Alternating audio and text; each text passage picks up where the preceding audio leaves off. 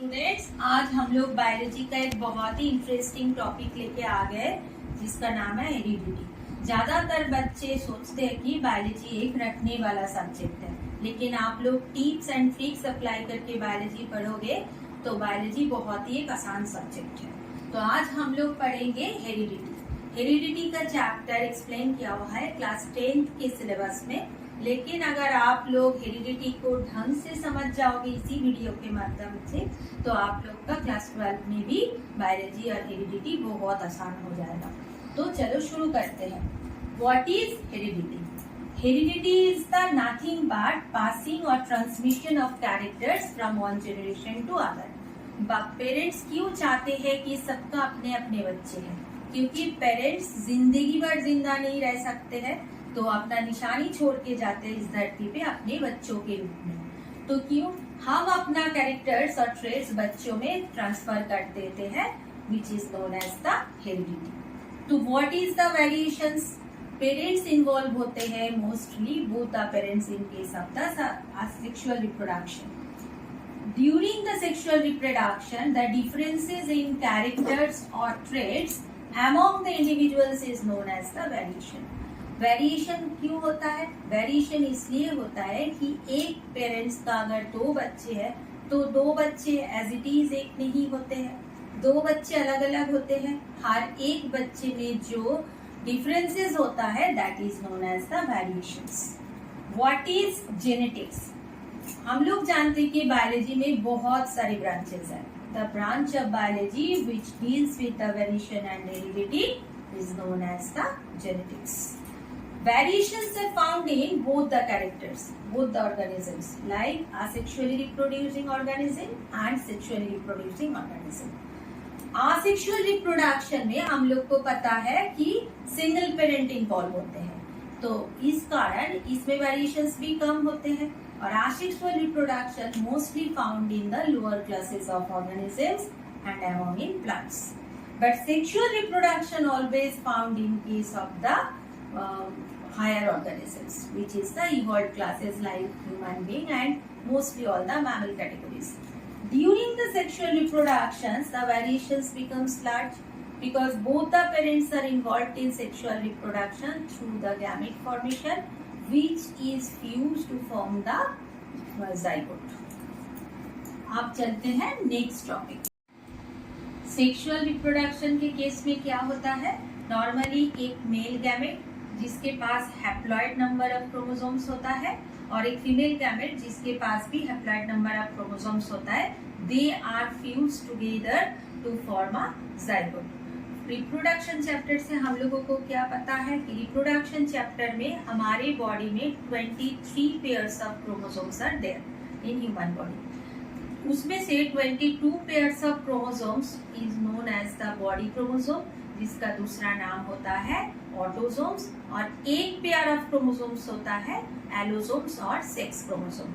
Mail के case में क्या होता है? एलोसोम्स में उसमें XY क्रोमोसोम्स रहते हैं और फीमेल के केस में होता है XX, जो हम लोग पहले पढ़ चुके in case of the sex determination of the child. Sexual reproductions के केस में वेरिएशंस भी ज्यादा होता है। Now the question arises, how characters are transferred from one generation to another? Characters are transferred through the jeans.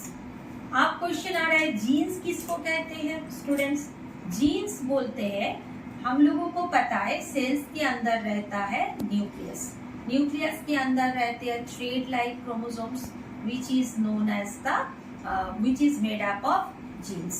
अगर chromosomes को हम लोग एक बीड्स नेकलेस के साथ कंपेयर करेंगे तो the entire necklace is known as the chromosome and हर एक बीड को हम लोग बताते हैं genes. During the sexual reproduction these genes are transferred from one generation to another. अगर हम लोग कंपेयर करेंगे कि एक बच्चे को देखा जाएगा तो उस बच्चे में आप लोग कोई नहीं बोल सकते हैं कि एज इट इज वो बच्चा जस्ट लाइक द फादर और just like the mother, they are the combinations of both the parents. तो इसमें क्या होता है? पापा कुछ जीन्स उसको डोनेट किए हैं, मम्मी भी कुछ जीन्स उसको डोनेट किए हैं, बट पापा के genes are dominant over the mummy's genes. अगर पापा के जीन्स डोमिनेंट हो गया तो वो बच्चा मान लीजिए पापा जैसे होंगे कुछ कैरेक्टर्स के खातिर में। जैसे a blue coloured eyes mother marry with the black coloured eyes father.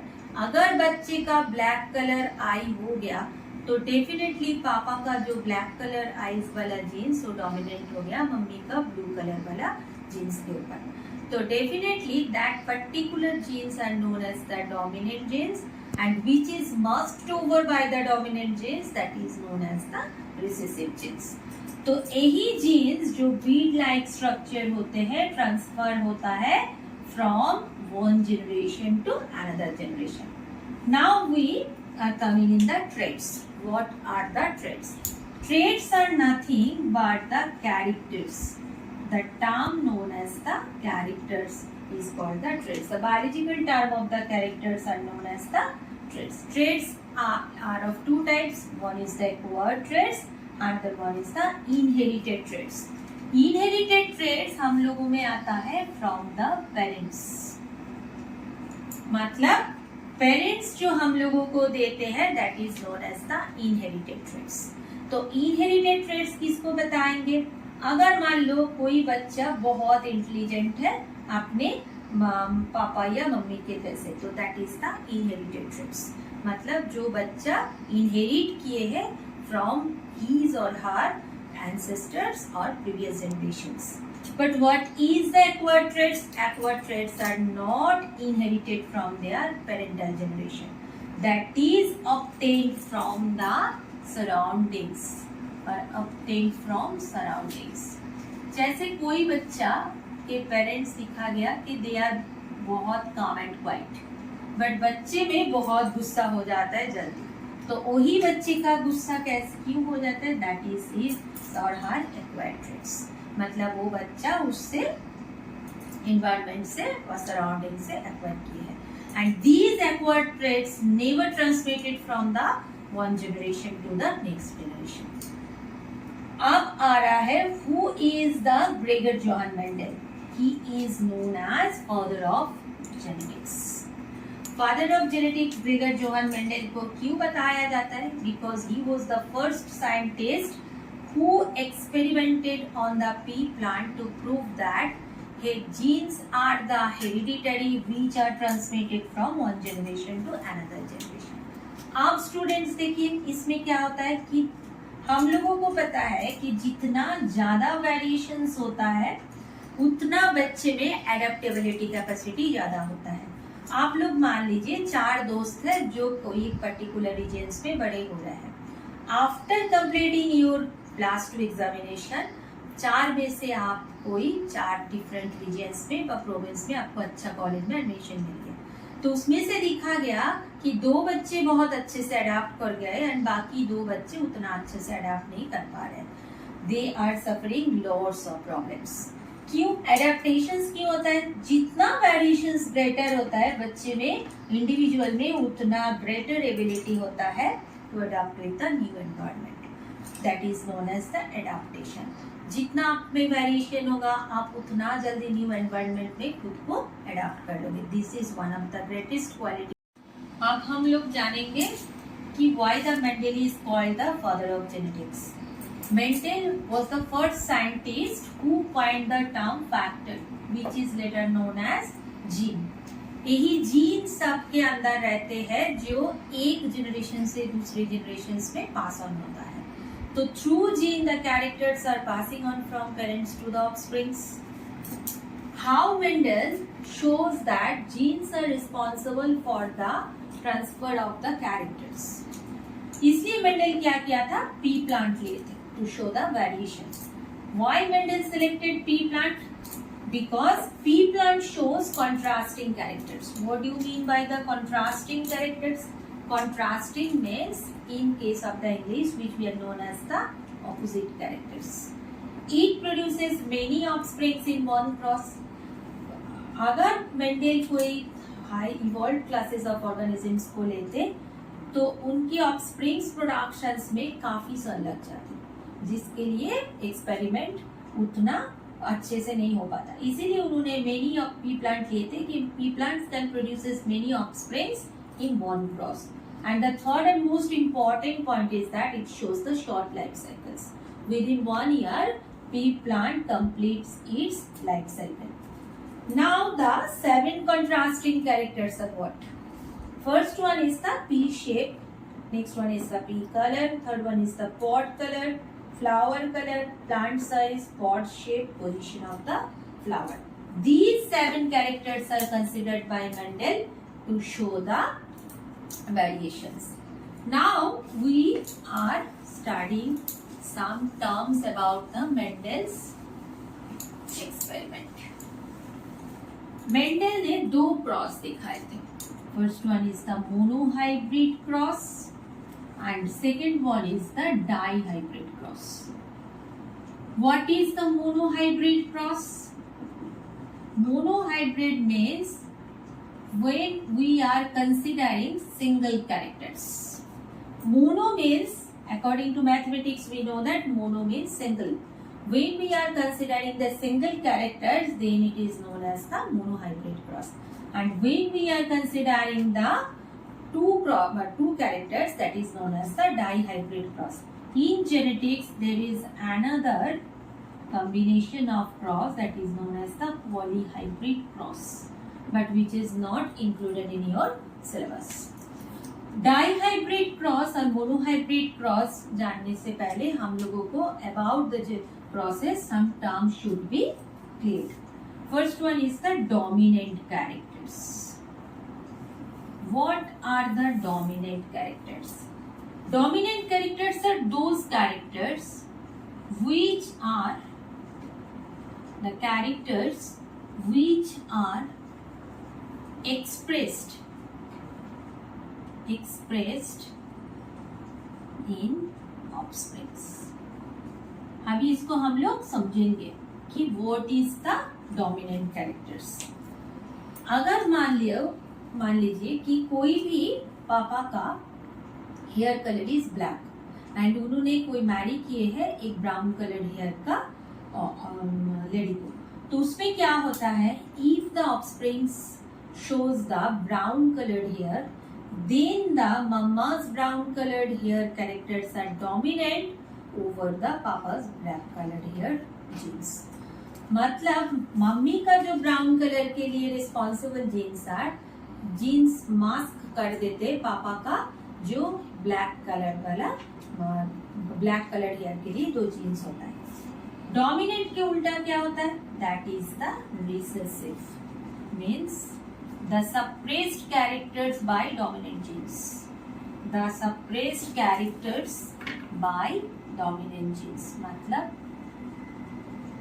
अगर हम लोग by dominant genes means क्या होता है कि अगर जैसे अभी जो एग्जाम्पल मैंने दिया आप लोगों को कि the characters which is expressed which is flourished which is shown in the offsprings like the brown color hair of the mother, that is the dominant.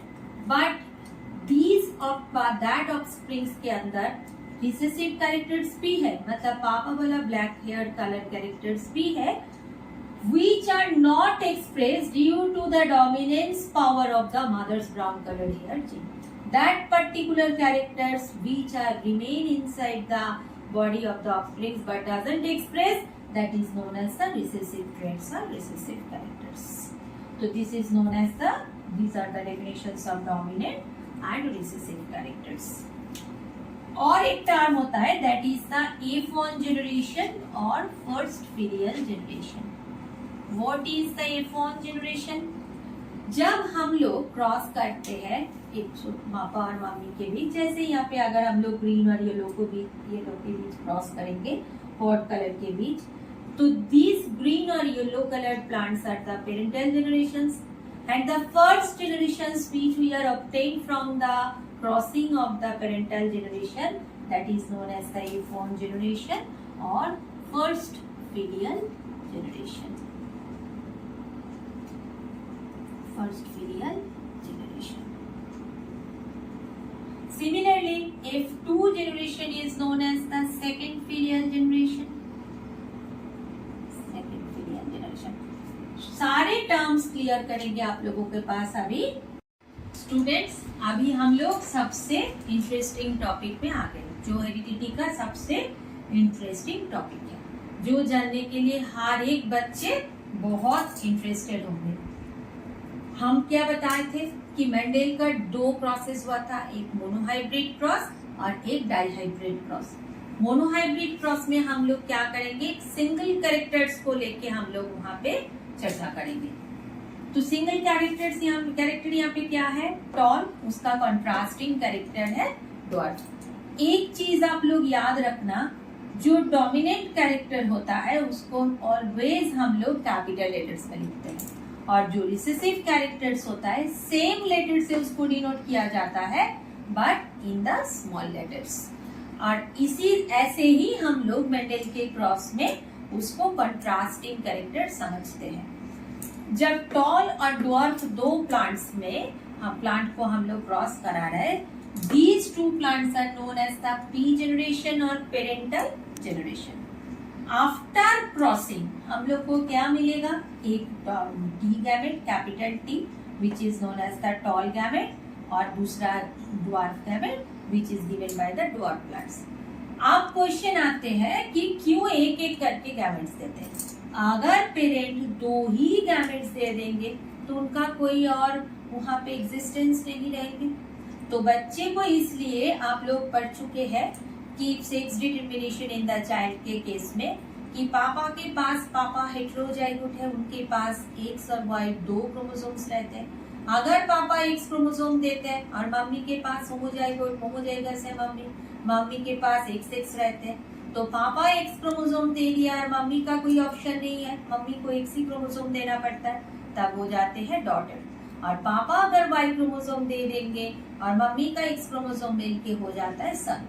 वहां पे भी हम लोग ऑलरेडी देख चुके हैं कि वहां पे सिंगल कैरेक्टर्स, बस single chromosomes are transmitted from parent to offspring.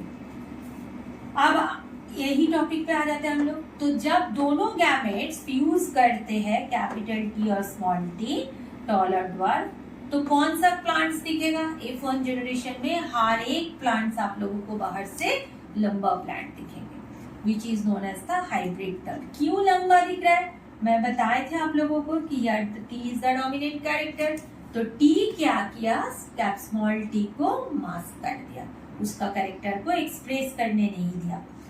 इसलिए हम लोग बाहर से हर एक प्लांट जो F1 जनरेशन में बॉर्न किया, सबको हम लोग ग्रो किया, सबको हम लोग हाइब्रिड टॉल बोलते हैं, बट टॉल प्लांट बोलते हैं।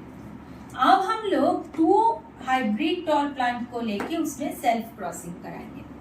तो सेल्फ क्रॉसिंग कराने के बाद हमें क्या मिलेगा, एक कैपिटल T, एक स्मॉल t, और यहाँ पे भी एक कैपिटल T, एक स्मॉल t। तो F2 जनरेशन में हम लोग जब इसको लगाएंगे, इसको हम लोग बोलते हैं पानेट स्क्वायर लगाएंगे, तो यहाँ पे 4 पॉसिबल गैमेट्स आएंगे। 4 पॉसिबल गैमेट्स को जब हम लोग ऐसे टेबल में सजाएंगे तो प्रोबेबिलिटी और आपका जो टेबल होता है उसमें दिखा जाएगा कि capital T, capital T small t, capital T small t and small t plants मिलेंगे। तो 4 प्लांट्स को जब हम लोग बाहर से देखेंगे, मतलब उसका फेनोटाइप्स जो होगा उसमें हम लोग देखेंगे कि 3 लंबा और एक छोटा सा प्लांट हुआ है। तो 3 लंबा प्लांट जब हम लोग बाहर से देखते हैं उसको हम लोग क्या बोलेंगे, फेनोटाइप, मतलब the characters which are seen from the outside व which are observable from the outside, that is known as the phenotypic ratio. अब हम लोग ये टॉल और ड्वार्फ प्लांट का जीनोटाइप को देखेंगे तो उसमें क्या दिखेगा, उसमें आप लोगों को दिखेगा अमॉन्ग द 3 टॉल प्लांट्स, 3 लंबा प्लांट में से एक एकदम प्योर टॉल प्लांट होगा, 2 हाइब्रिड टॉल होगा और एक आपका प्योर ड्वार्फ प्लांट होगा। मेरे को लगता है कि सब क्लियर हो गए आप लोगों के पास ये मोनोहाइब्रिड क्रॉस। आप चलते हैं दूसरा topic, and the last topic is the dihybrid cross. बच्चों अभी हम लोग इस टॉपिक का लास्ट पोर्शंस में आ गए। अभी हम लोग क्या पढ़ेंगे, डाइहाइब्रिड क्रॉस। मोनोहाइब्रिड में मैं जैसे आप लोगों को समझाए थे कि वहाँ पे हम लोग सिंगल कैरेक्टर्स को कंसिडर करते हैं, यहाँ पे हम लोग 2 कैरेक्टर्स को कंसिडर करते हैं। मतलब एक कंट्रास्टिंग कैरेक्टर्स होता है येलो ग्रीन दूसरा कंट्रास्टिंग कैरेक्टर्स होता है राउंड रिंकल्ड। तो सिमिलरली यहाँ पे ये डोमिनेंट कैरेक्टर आप लोग को मैं लास्ट पोर्शन में बता चुके थे कि ये आपका जब कैपिटल लेटर्स में लिखा रहता है ये डोमिनेंट कैरेक्टर्स होता है, और जो आपका स्मॉल लेटर्स में लिखा होता है that is the contrasting recessive characters. तो यहाँ पे ये ग्रीन रिंकल्ड और येलो राउंड जब क्रॉस हो रहा है they are known as the P generation और पेरेंटल जनरेशन। तो दोनों केस में हम लोगों को एक एक करके गैमेट आएंगे that is YR and YR। ये दोनों गैमेट्स फ्यूज करके दो जाइगोट बनेगा that is the hybrid yellow round plant. F1 generation में हम लोग जितना प्लांट हम लोगों को मिलेंगे सब बाहर से येलो होगा और राउंड कलर का, येलो कलर और राउंड शेप का होगा। अब हम लोग सेल्फ क्रॉस कराएंगे 2 F1 प्लांट्स को, तो जिसमें हमें 4 टाइप्स ऑफ गैमेट्स मतलब टोटल 8 गैमेट्स आर ऑब्टेन्ड। ये 4 टाइप्स ऑफ गैमेट्स को जब हम लोग पानेट स्क्वायर में पुट करेंगे, बच्चों आप लोग पानेट स्क्वायर को ऐसे भी बना सकते हो, काइट जैसा भी बना सकते हो, उसमें कुछ फर्क नहीं पड़ते। तो पानेट स्क्वायर को जब हम लोग ऐसे लगाएंगे तो हमें क्या दिखेगा, बाहर से हमें फेनोटाइपिक रेशियो में 9 येलो राउंड प्लांट मिलेगा, 9 येलो रिंकल्ड प्लांट मिलेगा, 3 ग्रीन राउंड और 1 ग्रीन रिंकल्ड प्लांट मिलेगा। तो हमें कैसे पता चलेंगे कि कौन सा येलो राउंड कौन सा ग्रीन राउंड। येलो राउंड को यहाँ पे जगह नहीं है बोल के हम लोग छोटे में लिखेंगे। जैसे ही जो कैपिटल Y और कैपिटल R रहेंगे, तो हम लोग शुरू में ही बोल चुके हैं कैपिटल Y और कैपिटल R दोनों आपका डोमिनेंट कैरेक्टर। तो डोमिनेंट कैरेक्टर क्या करेंगे, ग्रीन और रिंकल्ड को मास्क कर देंगे मतलब ढक देंगे, जैसे हम लोगों को बाहर से वो दिखाई नहीं देगा। तो पूरा पानेट स्क्वायर को जब हम लोग देखेंगे तो उसमें से टोटल 9 प्लांट हम लोगों को yellow round, 3 plant yellow wrinkled, 3 plant green round और एक प्योर ग्रीन रिंकल्ड प्लांट मिलेंगे। तो यही था हम लोगों का आज का टॉपिक। हम आशा करते हैं कि आप लोगों को इंटरेस्टिंग लगा और आप लोग इससे काफी बेनिफिटेड होंगे। अच्छा लगेंगे तो आप लोग जरूर लाइक सब्सक्राइब करें।